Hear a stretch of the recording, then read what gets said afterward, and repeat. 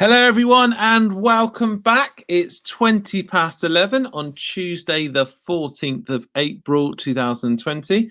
I hope you've been all having a good morning during these Easter holidays.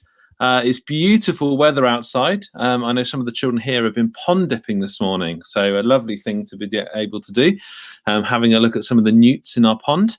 If you are watching us live, either on Facebook or YouTube, do make sure you say hello in the comment box. Just type your comments in there. It's always good to see who's watching us and to see what's happening across the school. I'm very lucky this morning that we're joined by a very special mystery guest that's come online to join us today. We're going to share the screen now so that you can see who's here. It's going to look a bit different than normal because I've got a slightly different setup today, but hopefully you'll be able to see this person up in the top left-hand corner of my screen, and that person is Lisa. Good morning, Lisa. Good morning, Mr Spracklen. Hello, children. How are you today, Lisa? Oh, I'm fine. Absolutely loving this morning. Beautiful day. Beautiful spring. Now, Lisa is my special friend from Portland. I've known Lisa now for, 8-9 years, Lisa? Getting on a bit, isn't it? You're a very young man there. And Lisa worked with me in my old school, and Lisa is famous, really, for her knowledge of the local area in which she lived. Do you want to tell everyone where you live, Lisa? Well, I live on Portland, but we live down in Chisel, just under the beach, in the scary area of the floods. But we don't have any floods, obviously. It was dare come to my door. So I thought it'd be really nice today for us to go on a bit of a virtual field trip to Portland. And Lisa's going to be our virtual guide today as we tour around Portland. And if there's something to be known about Portland, then Lisa knows it. And if Lisa doesn't know it, then it's not worth knowing, I think. Oh, I think that's true. I think that's a fair comment. But you're going to give the children a bit of a tip that sometimes I make things up if I don't know. So it just seems like I know everything. So we've got to spot the fact from the fiction then. Yeah, that's good thing. So Lisa, I've started our journey off in Victoria Square. This is where the children will be familiar that when they come across the beach causeway, they come onto the start of the island. And you were telling me earlier that this used to be the home to something. Yes, well, where the big pillars are in Victoria Square, when you first come into the square, of course, that's where the railway station was. And that was part of my route to school when I was a little girl, because we lived in Castletown. And there was a little footpath that ran alongside the railway line. And we used to walk down there and pick roses in the summer. Oh, it was quite lovely. And it was all very, very different. The roundabouts weren't there. It was just a big open square. And then we used to just cross the road, right the way over, past the little ship pub, and then further along past the car park, which is just near where I live now. And there was a little shop there, and you used to be able to go in there and get your sweeties in the morning, which is naughty, I suppose. But used to get barley sugar sticks in a big jam jar, and they were threepence, which is the equivalent of a penny and a bit now. And then we used to nip up the back and walk up the Coast Guard path, because they were building the sea wall then. I mean, it's that long ago that I went to the Cliff School. It was just a muddy path, and they were building, and we used to stop and watch all the diggers and the men working. Gosh, it was very exciting then, very exciting. I might see if I can we used to go in the back. Or I might see if I can work our way up to the Cliff School, actually, because it was a special place, isn't it? Where the Cliff School was. Yeah, absolutely lovely. It's now just been built on. They've nearly finished the houses that are there, but they've just put the bell tower back. The school bell tower has gone back on the building, the new building, which is rather nice. I think they call it the Edge now. I don't know if many of them have been sold. So the picture that I can see, and the children can see, is that there's a building on the right-hand side here. There's a sign that says "Danger, Demolition in Progress," and there's a building with. Well, that's cool. And there's a building with no roof on at the moment in this picture. I think this was taken in 2019. This is just last year. Now it's all been built. No, it looks very smart. It looks very in keeping, actually. It looks very much like the old school. And now they've put the bell tower back on. I think some of us who went to school there will be thinking it still is the school, and we can look very fondly at the pictures. But it is very close to the edge of the cliff there. Although Yes. it's the most gorgeous views where everyone can enjoy the beach, I think it's quite close to the cliff, not my cup of tea. So in this picture that I can see and that the children can see, there's a red car, and just behind there, there's you can see the horizon, and that essentially is where the cliff is, children. So Yes. that's why it's called Cliff School, because that building is right on the edge. And Mr. Spracklen remembers some of his first days of working on Portland, going to that school, which was known as Underhill Junior School when or Underhill Campus when I was there in 2012.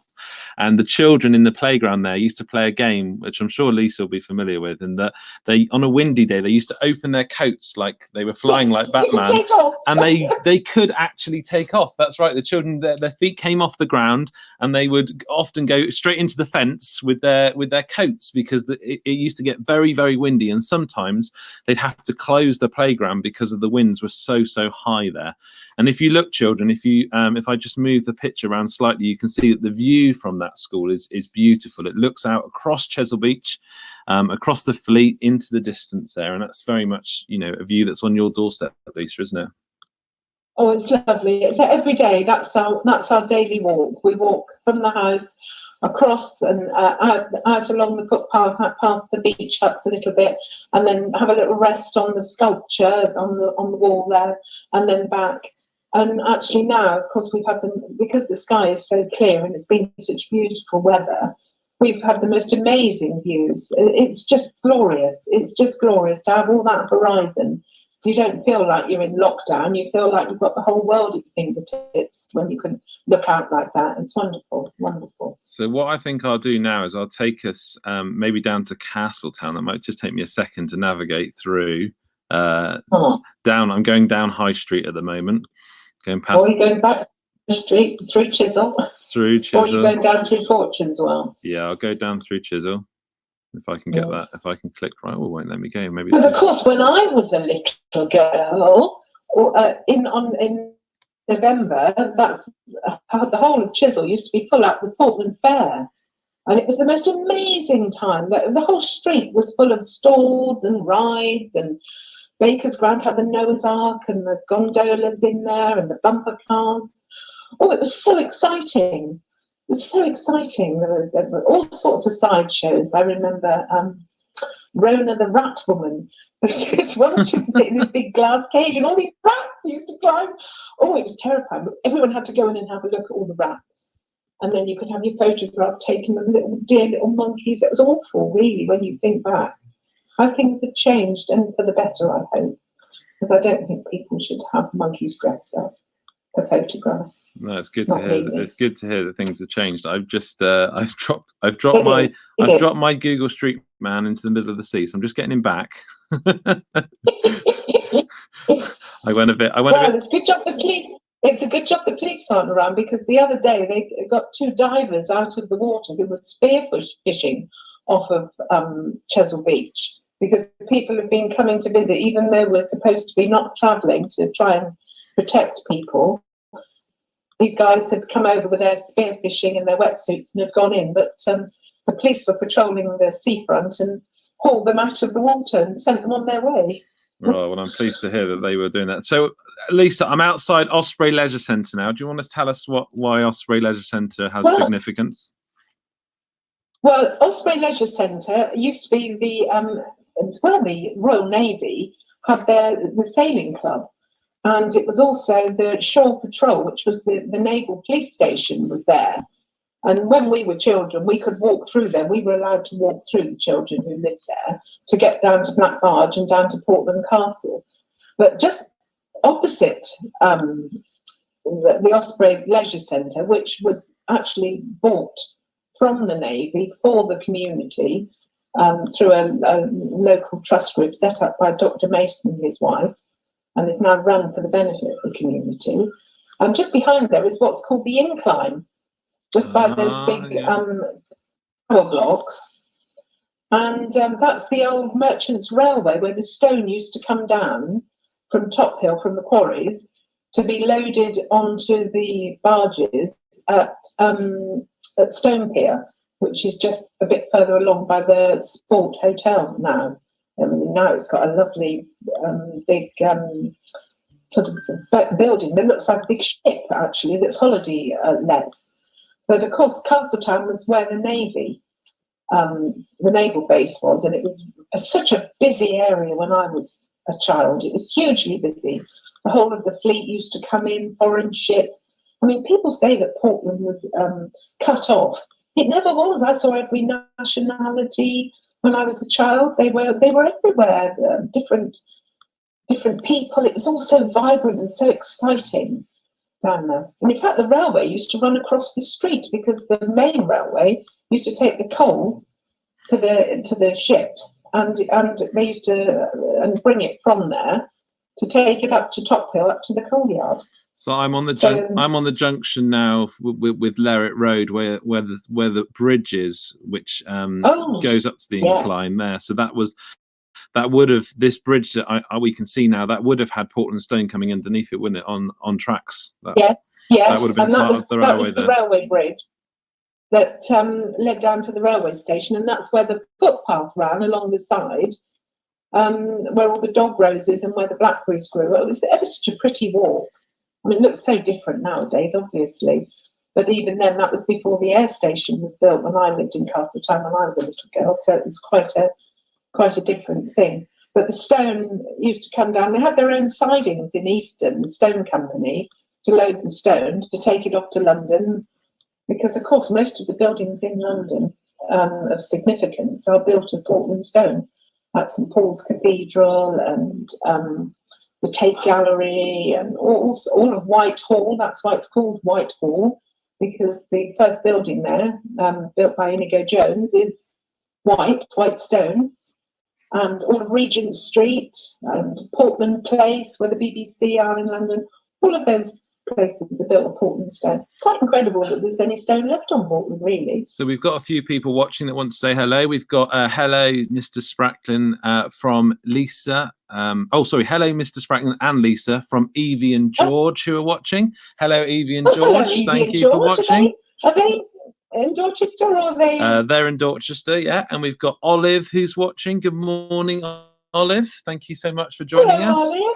And Arlo is joining us as well, Lisa. So it's good to know that some children are joining in and tuning into our broadcast, which is good to see. I'm going to pop the screen back up. Should we go for a little? Let's go for a little drive through Fortunes Well, shall we? That'd be a nice idea. So Fortunes Well would have been very different when the Navy was here. Is that probably fair to say? Oh my goodness, it was so different. I mean, we had banks, we had the electricity board, the gas board, so many shops, tailors' shops, with about 4 butchers. I mean, as you first come up into Fortunes Well, the doctor's surgery was on the corner. Dr. Adams and Dr. Milne had number 1 Albion Crescent, which is the big tall houses on the corner.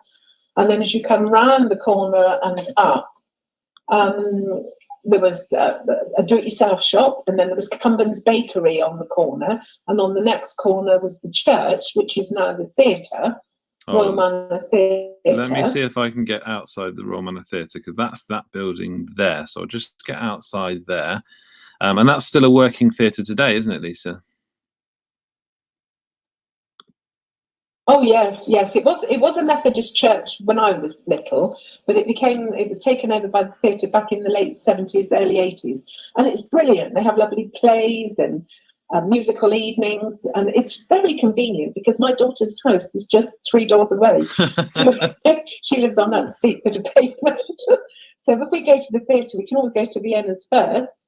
And then we can always go there afterwards, and she does a very nice cheese and biscuit and nice coffee. So that's very wonderful. Interesting.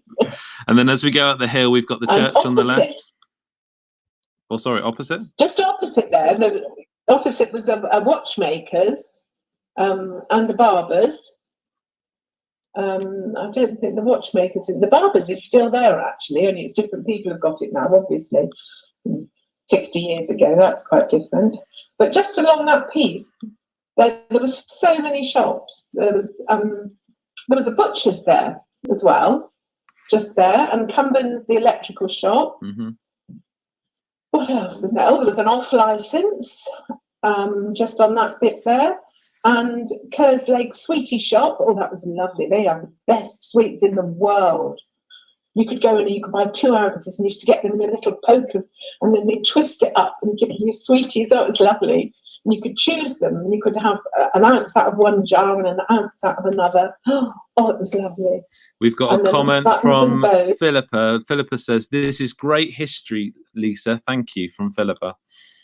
Oh, how sweet. Do you know, we were on Facebook the other day, and somebody started it off, and we all started remembering all the shops from our childhood. And it's quite incredible that so many businesses were on Portland, and everybody bought their things locally. People went to the shops every day. And I think it's going to be even worse when this terrible moment that we're in is over, because I wonder if there'll even fewer shops exist because people are getting used to shopping online. And it's a shame because it's very sociable when you go to the shops, and that's the nicest part. And just up from Kerslake Sweet was the pet shop. The pet shop. I love the pet shop. Oh, you could go in there and look at the fish and the mice and the hamsters. They didn't have dogs and cats or all that. They did in Weymouth in the pet shop, but not in Portland. But you could go in there and look at all the lovely fish swimming around and the hamsters and the gerbils, and you could buy things, nice little balls and rings. And next door to that was Mr Drummond's the butcher. And he used to have a whole animal hanging up, half a pig hanging in the shop, and the pig's head in the window. It was very different. You didn't get things in plastic trays or that. It was the actual animal in front of you. So, it's really quite in your face. It really was. And where we are now is that we're outside the laundrette and the New Star Inn at the moment. So we've just moved. Oh, well, opposite the laundrette was where Mr Drummond's shop was. It's a house now, and so's the pet shop, which was next to it, Mr Smith. Those two shops opposite, on the corner of Mallams, isn't it? It's Mallams there. It's the corner of Mallams, and on that side is the New Star, and then next to the New Star, which is a block of flats now, actually, that used to be the stables. Oh. So just there. No, I think the flat's called the stables. They were stables there. And next door again, was the best shop. I loved it in there. It was the wool shop, and it was owned by two elderly sisters. And it was so stuffed with balls of wool and everything to do with sewing, all your embroidery threads and transfers and patterns and books of patterns, and they were so lovely. You could barely walk around the shop. It was only a tiny shop, but you could barely walk around because there were big bales of everything, and you could put your wool aside because people couldn't afford to buy very much at one time in those days. So you'd order your wool for a jumper, and then you'd go in every week and buy an ounce of wool for, like, I don't know, 2 and 6 or something. That's 12.5 pence in modern money. Wow. And it was lovely. And then just along from there again was Warren and Rod, the photographers, where you could go and get your passport photographs done if you were posh and you had a passport. But if you weren't, you just happened to do your wedding photos, obviously. Because not many people went abroad in those days. It was quite a thing to go abroad back in the 50s and 60s. And obviously, Lisa, what was next? This road's now one way. Has it always been one way through here? No, it used to be 2-way. It was always 2-way. And it's funny, really, because there weren't very many cars, so it wasn't like today. I mean, when we moved to Top Hill, I think I used to stand in the road and play 2-ball up against the wall of the house, and I never used to have to come in from the road, because there weren't any cars that went in Grosvenor Road or Channel View. There were only about 3 people who had cars in those days. We had a car. It was lovely. we had a lovely car. We had a Jaguar, and it had tables in the back that you could pull down, walnut tables. It's really smart.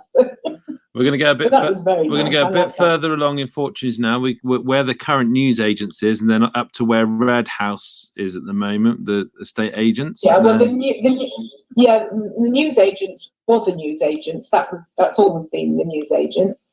And the Red House, it was the bakery. That was called the Red House Bakery. And another one in Easton. They had another shop in Easton. Their cakes were absolutely to die for. They really were.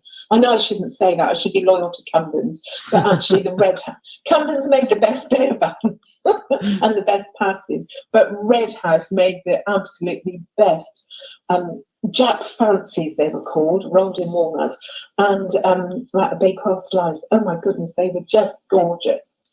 But the smell that used to come from the bakery, because at the side you can see it's lower down on the road there, and the ovens and that were down in the basement. And they used to have the window open. You can hear the guys whistling and singing as they were baking, and the smell of the baking bread. Oh my goodness, it was just wonderful. And then in between, as we go up Fortuneswell in lots of places, and I'm just looking in between the Red House and the building next to it now, there's lots of little roads that go down, isn't there? That down the hill. Yes. You've got Artists Row, King Street, Mallam's, down where the theatre is, where Vienna is. That's some Sea View. And then, and they're very narrow little streets, aren't they, Lisa? Oh, they're very tiny. They're very tiny, and it's a shame because they mainly have long front gardens. But most everybody's taken the long front gardens for parking for cars and that. And unfortunately, it's not unfortunately. It's rather nice that people do come, but quite a lot of those very quaint little cottages fell into quite a lot of disrepair in the 70s and 80s. When the elderly people couldn't afford to have them modernised, and they got bought up and they're used as holiday cottages now, which is lovely to see people. It was wonderful during the Olympics because, of course, we had everybody from all over the world staying here, lots of lovely young people, the windsurfers and the sailors, and it was absolutely lovely. Just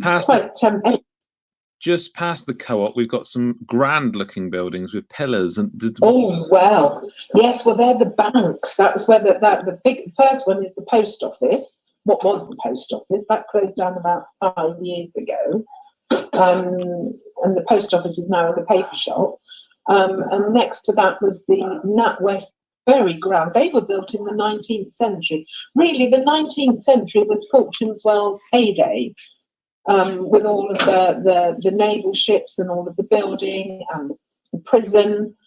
There was a huge amount of work going on here, the quarrying, and it was mainly tradespeople who lived in Fortuneswell. Top Hill was more for local people, the farmers, and Chisel was more for the fishermen. But Fortuneswell, there's quite a lot of quite grand houses in Fortuneswell tucked away, although now it's not seen as quite so grand, but some of the houses are really quite elegant.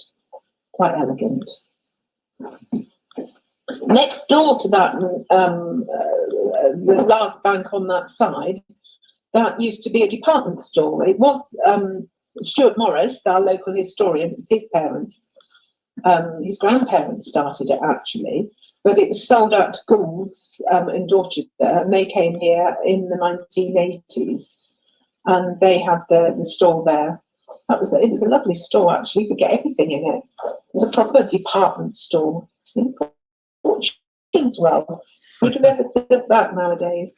I think to finish. But just to finish, I think we'll go back down to Castletown because we didn't go too much further than Osprey Leisure Centre, and I'm just going to take everyone to where the Hotel Aqua is now. I think, and there's a car park there. But just on the other side, you might like to just go on to the other side of the Aqua, or the Sport Hotel, where the car park is, because that's the Fisherman's Beach, but that's where an awful lot of the D-Day.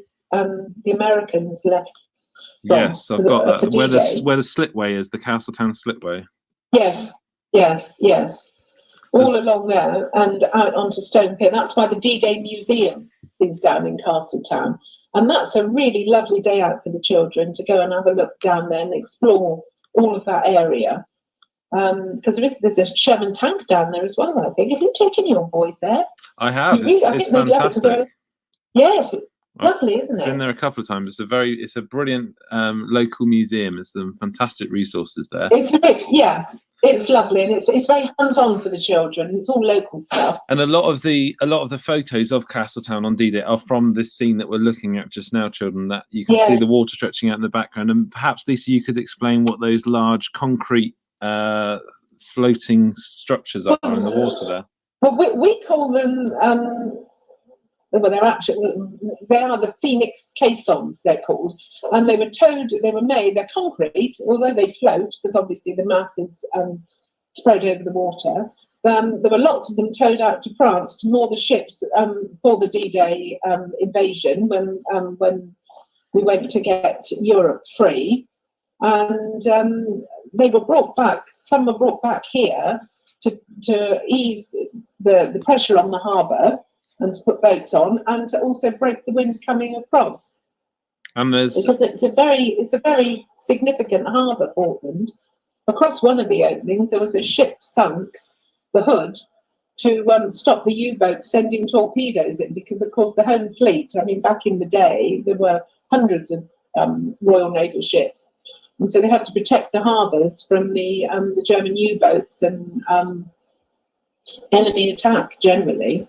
I mean, that's where on top of these concrete structures, there's now some sculptures, isn't there? There's some oh yes, fantastic, actually artwork. done by a local man. I was going to call him a boy then, but he was actually Sean Davies. He was actually in Vienna's class at Royal Manor. Oh yeah. In fact, their class were very artistic. Most of them went on to university, and they all went on and did creative things. It was really quite incredible. They were quite an interesting year group, a very small year group, but very interesting. And Sean's got a company called Dead Walk Designs, and he does lots of stuff for films, for television shows, and all sorts of stuff. And they're they represent local characters who were in the war. And who made a contribution locally. There was a diver and somebody else who was in charge of the air raid wardens. And so they represent local people. And I think it's lovely that a local man did them as well. I just think it's really lovely. Lisa, can I thank you so much? Lisa, can I say a big thank you for your input this morning? We've really loved having you with us at our Prince of Wales virtual school. It's been great to have you lead a virtual tour of Portland.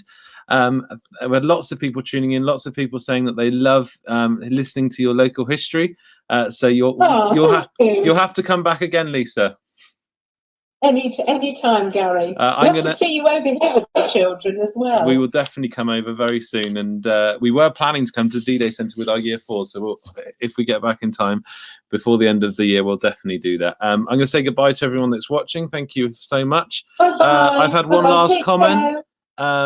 Someone says this is so the Scott family say this is really informative. Thank you. We have seen the remains of the concrete pontoons in France from the landing beaches. So that's from yes. Well, we were at Omaha Beach last year, and it's quite a thing, isn't it? Quite a thing. Thank you very much, everyone, for watching the assembly. We will see you all very, very